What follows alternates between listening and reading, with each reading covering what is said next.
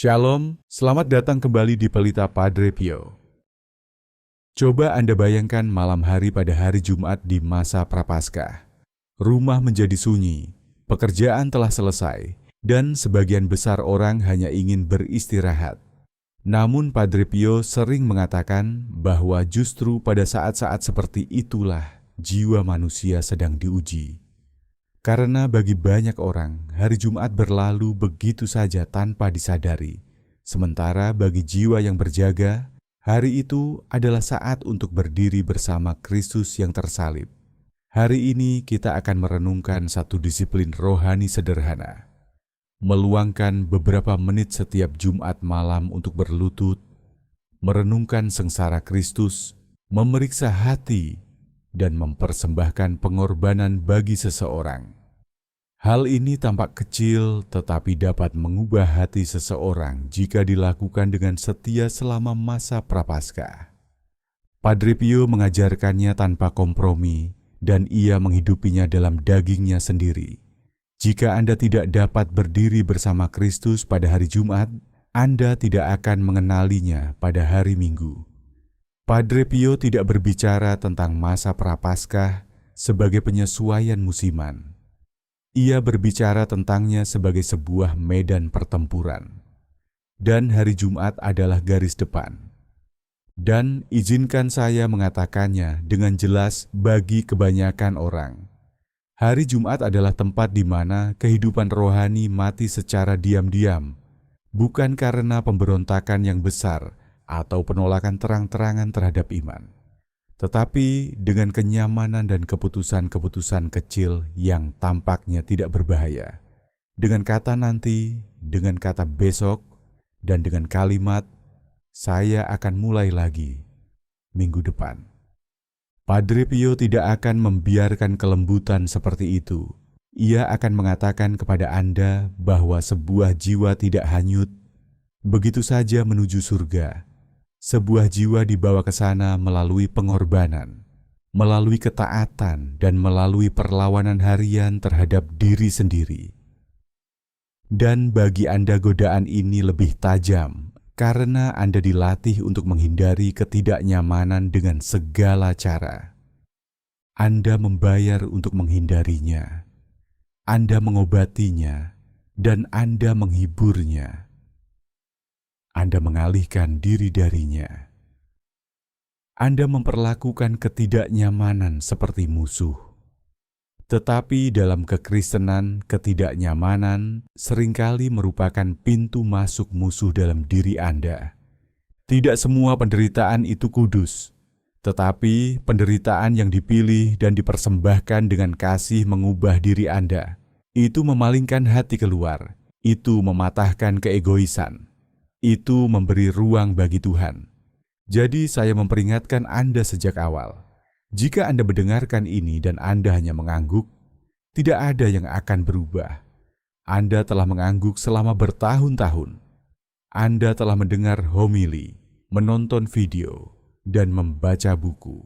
Namun pertempuran batin tetap ada. Kali ini jangan hanya mendengarkan pesan ini. Biarkan pesan ini menyentuh hati Anda dan memanggil Anda untuk berubah. Bagi banyak umat Katolik, terutama mereka yang telah berada di gereja selama puluhan tahun, hari Jumat dalam masa Prapaskah seringkali hanya diperlakukan seperti pilihan menu. Banyak orang hanya bertanya apa yang bisa diganti. Mereka fokus pada penggantian makanan, tetapi melupakan makna rohani yang jauh lebih dalam. Kita bahkan sibuk memikirkan apa yang bisa kita pilih sebagai pengganti. Kita mengucapkan selamat kepada diri sendiri karena mengingat aturannya. Tetapi Padre Pio yang membawa luka-luka Kristus dalam tubuhnya selama 50 tahun akan memandang kita. Ia akan mengajukan pertanyaan yang lebih sulit. Di manakah hatimu? Karena pada usia Anda sekarang, pertanyaan ini bukan lagi teoritis. Anda telah melihat betapa cepatnya hidup berjalan. Anda telah menyaksikan orang yang sehat menjadi sakit.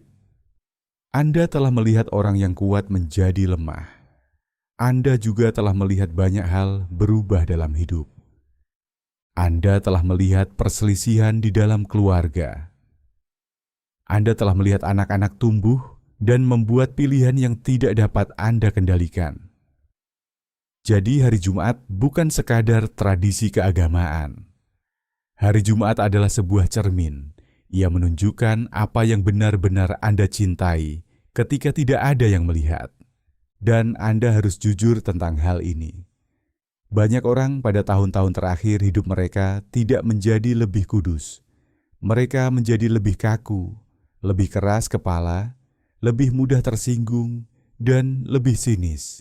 Bukan karena mereka jahat. Hal itu terjadi karena mereka berhenti berjuang dalam pertempuran batin. Itulah yang terjadi ketika kenyamanan menjadi pilihan utama. Jika Anda berpikir itu tidak penting, ingatlah hal ini.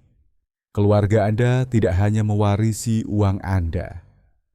Mereka juga mewarisi roh Anda. Mereka mewarisi nada bicara Anda. Mereka mewarisi ketidaksabaran Anda dan juga kelembutan Anda. Mereka mewarisi kepahitan Anda dan iman Anda. Cucu-cucu Anda tidak akan mengingat apa yang Anda katakan, bahwa Anda percayai. Mereka akan mengingat seperti apa Anda ketika Anda lelah. Mereka akan mengingat bagaimana Anda bertindak ketika Anda dibantah. Mereka akan mengingat bagaimana Anda bertindak ketika Anda direpotkan. Hari Jumat mengungkapkan semua itu. Anda menghindari makan daging. Itu baik, tetapi apakah Anda juga menghindari dosa? Tanyakan pada diri Anda sesuatu yang tidak nyaman. Kapan terakhir kali hari Jumat benar-benar mengubah Anda? Bukan membuat Anda terkesan dan bukan memberi Anda informasi, tetapi benar-benar mengubah Anda. Jujurlah dengan diri Anda sendiri. Apakah hari Jumat Anda menghasilkan lebih banyak kesabaran? Apakah itu menghasilkan lebih banyak pengendalian diri dan kerendahan hati? Ataukah itu hanya berlalu begitu saja? Di kolom komentar tuliskan doa singkat ini. Tuhan Yesus, ajarilah kami setia memikul salib kecil kami setiap hari, terutama setiap hari Jumat. Amin. Renungkan kembali hari Jumat terakhir Anda. Apakah Anda hari itu penuh dengan gangguan? Apakah Anda menjalaninya dengan niat yang sungguh? Apakah semuanya terasa terburu-buru? Ataukah Anda menjalaninya dengan setia? Ketika Anda berani menamai kenyataan, Anda mulai mengambil kendali atasnya. Anda mungkin telah menghindari daging dan itu baik. Tetapi apakah Anda mempersembahkan rasa lapar Anda bagi seseorang? Ataukah Anda hanya menata ulang kenyamanan Anda dan menyebutnya pengorbanan? Inilah bahaya bagi orang yang telah hidup cukup lama untuk mengetahui bahasa iman. Anda mengetahui doa-doanya. Anda mengetahui kalender gereja. Anda mengetahui disiplin-disiplinnya. Tetapi pengetahuan bukanlah kasih. Kebiasaan bukanlah penyerahan diri. Padre Pio memperingatkan bahwa musuh tidak selalu menghancurkan jiwa melalui dosa besar yang mencolok. Musuh menghancurkannya dengan kelembutan. Musuh menghancurkannya dengan rutinitas. Musuh menghancurkannya dengan iman yang secara teknis benar, tetapi secara rohani tertidur. Itu adalah iman yang memenuhi aturan, tetapi menahan hati. Lihatlah dengan jujur hari Jumat terakhir Anda, setelah puluhan tahun bekerja dan memikul tanggung jawab, setelah membesarkan anak-anak dan membayar berbagai kebutuhan hidup, setelah merawat orang tua yang menua. Anda tiba pada malam hari dengan kelelahan. Anda berkata pada diri sendiri bahwa Anda sudah melakukan cukup banyak. Anda berkata bahwa Tuhan mengerti. Maka doa ditunda dan rosario yang dulu setia, Anda doakan sekarang sering dilewati. Jalan salib terasa terlalu berat untuk dilakukan. Anda meraih remote televisi daripada berdoa, dan inilah yang membuatnya begitu berbahaya. Tidak ada lagi yang menyebutnya dosa. Rasanya normal dan rasanya pantas. Rasanya seolah-olah tidak berbahaya. Anda mengatakan bahwa Anda hanya sedang beristirahat, tetapi yang sebenarnya Anda lakukan adalah melatih jiwa Anda untuk menghindari keheningan. Keheningan memaksa Anda menghadapi diri Anda sendiri. Keheningan memaksa Anda mengingat apa yang pernah Anda janjikan kepada Tuhan. Keheningan memaksa Anda menyadari apa yang telah Anda abaikan. Keheningan memaksa Anda merasakan kekosongan yang selama ini Anda isi dengan kebisingan. Maka layar televisi maupun layar ponsel menjadi tempat berlindung. Bukan hanya hiburan, tetapi tempat berlindung. Musuh menyukai itu, karena jiwa yang terlindung tidak bertumbuh. Jiwa yang terlindung menjadi rapuh. Jiwa menjadi mudah tersinggung. Jiwa menjadi mudah putus asa dan mudah tergoda. Itulah sebabnya pertempuran ini tidak dramatis. Pertempuran itu berjalan lambat. Karena itu, Anda tidak tiba-tiba meninggalkan iman Anda dalam satu hari. Semua itu terjadi sedikit demi sedikit. Anda hanya berhenti mempraktikkan keberanian dalam hal-hal kecil. Anda berhenti berpuasa dengan sungguh-sungguh. Anda berhenti mengaku dosa secara teratur. Anda berhenti berdoa dengan perhatian. Lalu Anda bertanya mengapa hati Anda terasa kering. Itu karena tanahnya tidak pernah disiram. 3 jam menonton televisi terasa ringan. Berita tanpa akhir terasa biasa. Kemarahan politik dan kecemasan keuangan mulai memenuhi pikiran Anda. Laporan kejahatan dan hiburan yang mengejek perintah Tuhan terus mengalir. Namun 10 menit merenungkan sengsara Kristus terasa terlalu berat. Ini bukan tentang rasa bersalah, tetapi tentang kejelasan. Kekuatan Anda sebenarnya tidak hilang. Kekuatan itu hanya salah arah. Anda memiliki energi untuk gangguan, tetapi tidak untuk devosi. Anda memiliki perhatian untuk kebisingan, tetapi tidak untuk salib. Padre Pio menghabiskan hingga 16 jam sehari di ruang pengakuan dosa. Padre Pio kelelahan melebihi apa yang kebanyakan dari kita akan pernah ketahui. Ia memikul dosa ribuan orang. Tubuhnya berdarah dan malam-malamnya tanpa tidur. Namun hari Jumat baginya bukanlah runtuh ke dalam kenyamanan. Hari Jumat adalah pendalaman yang lebih dalam ke dalam penderitaan Kristus. Lalu apa yang terjadi dengan kita? Kita hidup di tengah kelimpahan. Bahkan puasa kita pun terasa nyaman. Kita menghilangkan satu hal, lalu menggantinya dengan sesuatu yang sama memuaskannya. Kita menyebutnya penitensi, tetapi kita tidak pernah merasakan ujung pengorbanan. Orang-orang Kristen awal berpuasa dengan mengetahui bahwa itu dapat merenggut nyawa mereka. Hari ini kita berpuasa dengan mengetahui bahwa itu tidak akan merugikan kita apapun. Perbedaan itu seharusnya mengganggu hati kita. Kenyamanan telah menjadi sesuatu yang terlalu kita utamakan tanpa kita sadari. Bukan uang dan bukan status. Kenyamanan dan apapun yang kita utamakan selalu menuntut pengorbanan.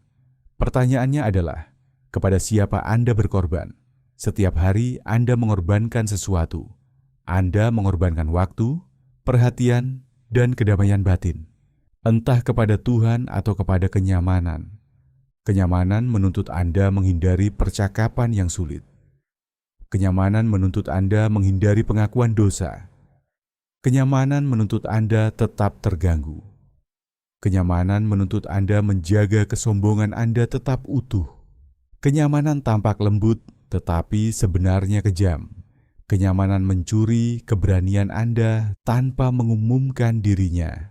Padre Pio akan mengatakan bahwa musuh tidak perlu merantai Anda. Musuh hanya perlu menenangkan Anda. Ketika Anda ditenangkan cukup lama, Anda kehilangan kekuatan untuk berjuang. Satu suara mendorong Anda menuju keputusasaan. Suara yang lain mendorong Anda menuju sikap biasa-biasa saja. Kedua suara itu membuat Anda tetap terjebak. Daripada bertindak, keduanya hanya berdebat di dalam diri Anda. Mereka mengulang lingkaran yang sama di dalam pikiran Anda. Anda berkata bahwa Anda harus berubah, tetapi Anda lelah.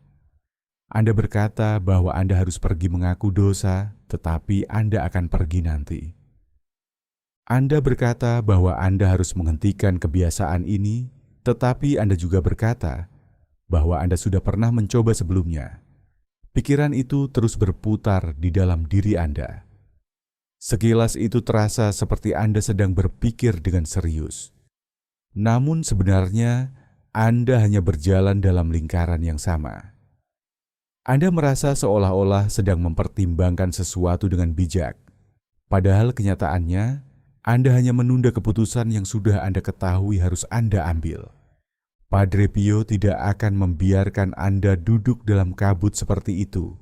Ia akan memaksa Anda membuat sebuah tindakan kehendak yang jelas, bukan sebuah perasaan dan bukan sebuah suasana hati, tetapi sebuah keputusan yang tegas. Karena surga dibangun di atas keputusan. Surga tidak dibangun di atas emosi. Dan inilah kebenaran yang menakutkan. Jika Anda menunggu sampai merasa siap, Anda mungkin tidak akan pernah bergerak lagi.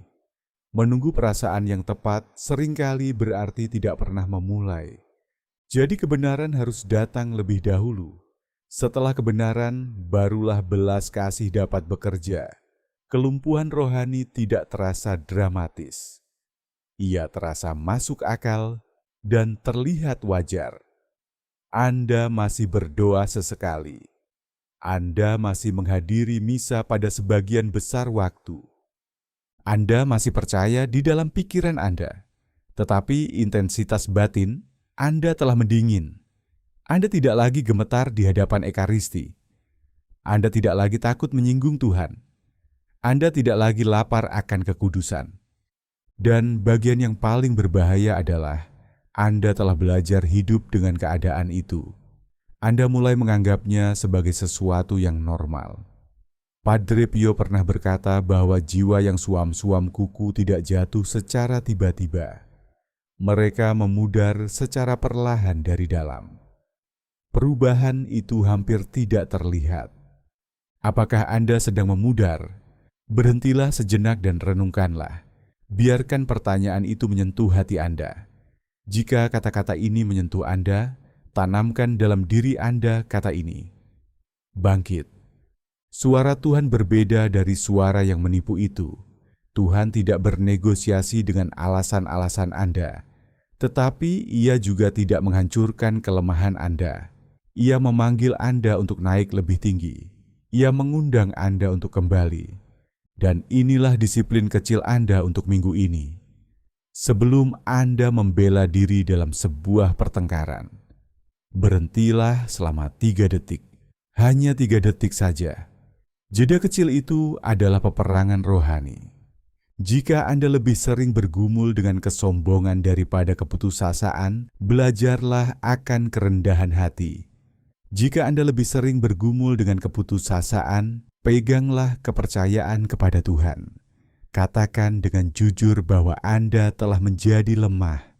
Katakan itu dengan rendah hati di hadapan Tuhan. Ini adalah percakapan antara Anda dan Tuhan. Hal ini tidak mempermalukan Anda. Hal ini juga tidak menyanjung Anda. Hal ini hanya mengatakan kebenaran yang sederhana. Anda memang lemah. Sekarang datanglah lebih dekat kepada Tuhan. Inilah sebabnya begitu banyak umat Katolik menghindari pengakuan dosa. Bukan karena mereka tidak percaya pada sakramen itu, tetapi karena mereka lelah mengaku dosa yang sama. Mereka lelah mengakui kegagalan yang terus berulang. Mereka juga lelah menyadari bahwa waktu saja tidak membuat mereka menjadi kudus.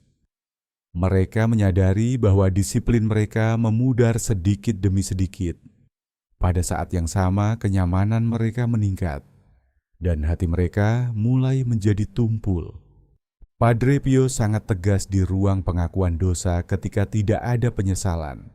Ia kadang menyuruh orang pergi jika mereka memperlakukan sakramen itu dengan sembarangan. Ia melakukan itu bukan karena ia tidak memiliki belas kasih, Ia melakukannya karena ia memahami harga dari sakramen itu. Ia melihat apa yang dilakukan dosa terhadap Kristus. Ia merasakannya dalam tubuhnya sendiri. Luka-luka itu bukan teori baginya. Penderitaan Kristus adalah sesuatu yang ia alami secara mendalam. Itulah sebabnya ia tidak memperlakukan dosa dengan ringan. Namun ketika sebuah jiwa datang dengan hati yang hancur, ketika seseorang datang dengan kejujuran dan kesiapan untuk berubah, Padre Pio menjadi seperti seorang ayah. Ia menangis bersama mereka. Ia berdoa bagi mereka. Ia memikul beban mereka dalam doa. Inilah standar kehidupan rohani yang benar. Bersikap serius terhadap dosa dan bersikap lembut terhadap pertobatan. Hari Jumat bukan hanya tentang makanan. Hari Jumat adalah tentang persatuan dengan Kristus. Ketika Kristus tergantung di salib, Ia tidak memberikan ketidaknyamanan yang simbolis. Ia memberikan dirinya sepenuhnya. Ia memberikan tubuh dan darahnya tanpa menahan apapun. Dan setiap hari Jumat dalam masa Prapaskah menanyakan satu pertanyaan. Apakah Anda akan berdiri di sana bersamanya? Ataukah Anda akan berpaling? Jadi inilah yang akan Anda lakukan. Ini bukan saran bagi orang yang hanya ingin tahu. Ini adalah disiplin bagi umat Katolik yang serius, terutama bagi mereka yang telah hidup cukup lama untuk mengetahui bahwa kenyamanan tidak menyelamatkan jiwa. Jika Anda ingin sisa hidup Anda menjadi kuat dan bukan pasif, maka anggaplah hal ini dengan serius.